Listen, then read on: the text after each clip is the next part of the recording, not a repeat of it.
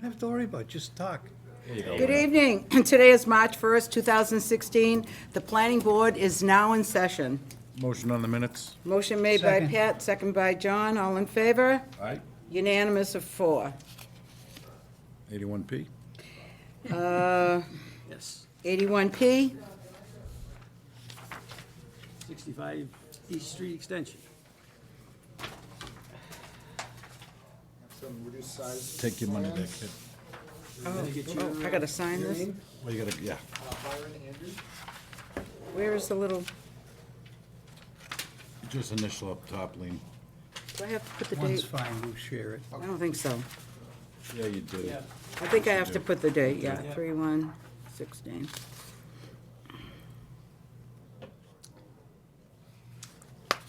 Simple and straightforward. I don't know, what are we doing? I'll tell you in a second. I could say it's endorsable as submitted, but Okay, you'd get upset. we're all set. I'd like to have Larry? some sort of concept for the gentleman out there that came here 81P specifically to learn. plans, 65 to 67 East Street Extension, Annette Packard. Okay, Good evening, my name is Byron Andrews, I'm with Andrews Survey and Engineering. We're representing Annette Packard and V Packard. They own property on East Street Extension here. At present, there are a number of lots. These are lots on a plan from the 1960s. One lot here, one lot here, one lot here, and also a 10-foot strip that's owned jointly by Annette Packard and the family. What our client would like to do is currently currently the lines of occupation go right here. They would like to separate out a 7-foot strip from this lot here, which would be included with this lot here. Also, the plan would join these two lots into one parcel. They both have existing houses on them at this time. Yeah. All right, so let me just understand what you're saying. Where's- 65 is gonna pick up to the right? Is that what you're saying? Now, 65 is going to pick up a 7-foot strip that will be Okay. included with 65, and will be removed from 67. And 67 is going to adjoin Make it, the supposed vacant lot? That's oh, correct. it looks good. Looks Okay. 100 and something. so they're just making what, Yeah, they're just Big- sorting, it's- sorting out the property Property, lines yeah. for future ownership. Oh, 'Cause okay. It's all under common ownership now, but it's separate because of titles. So- That's why they need this plan to create a 7-foot strip. to Okay. Make sure it goes with the northern part. I'll make a motion. anyone else have a comment? Joe? Motion made by Pat. Second by Joe. All in favor? Aye. Unanimous of 4. We're you. good. Thank you.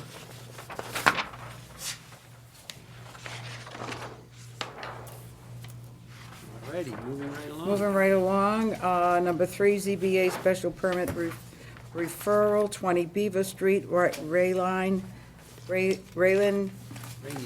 Rainey, Deer, Lyrid. Okay. Where are we? Here we are. want me to read it? I got it. Dear Madam Chairman, the applicant requests a ZBA special permit to allow for used vehicle sales and repair on the subject property.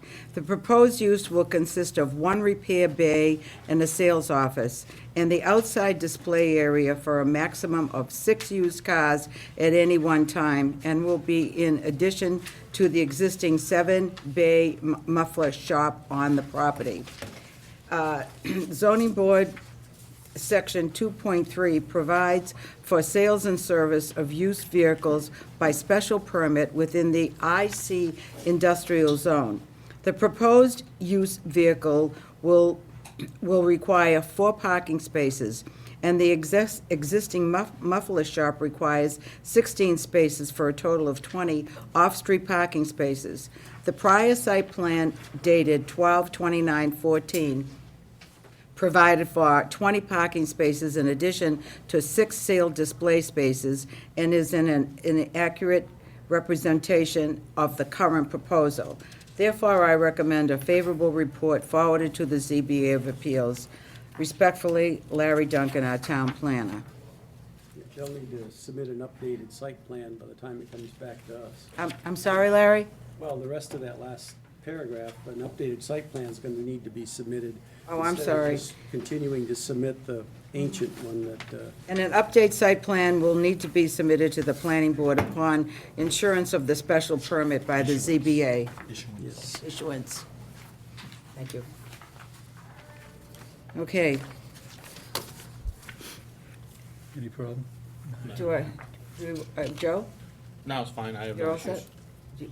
No, you know me personally, I think when you start having these mixed use, when you have a muffler shop, you have a car dealership, gets very convoluted, 6 cars turns into 8, the other 2 belong to the muffler shop, I've never been a big advocate of these, so I'm Yeah. not, me personally, I'm not favorable to it. but Okay. I think I'm in a minority. So, do I have a motion on the table? Motion to send a favorable recommendation to the ZBA. Motion made by Joe to send it favorable to the, recommendation to the ZBA. I'll second. Second, in favor? 3 in Aye. favor? Opposed. 1 opposed? May I have your letter? I don't need it, that's okay. Oh, I- you don't need it? Yeah, I don't need it. Okay. I have all that stuff already. Trying to be All efficient. right, this, number 4, schedule update, sign section amendment. Yeah, I just included this last packet for your guys' reference. It's all of the memos that went back and forth.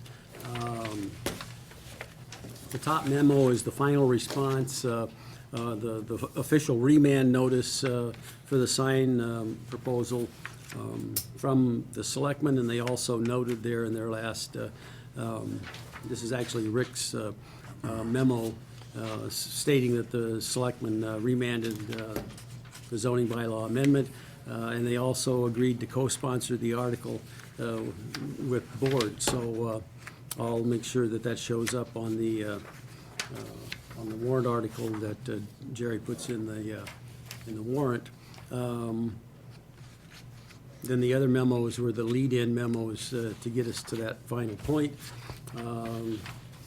Just so you see what it looks like, the actual official warrant article form is in there as well. So- We're likely to have our,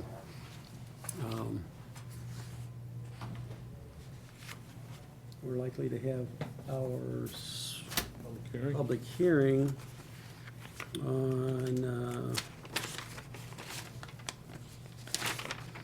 April 19th. So we'll be starting that whole process actually toward the end of this month when we do when we send in the notice and everything. So the only other thing, you have it in your packet, actually it was on the table under the packet, were the suggested revisions that I had spoken with you all individually earlier about in terms of the additional revisions to clarify the proposed sign regulations.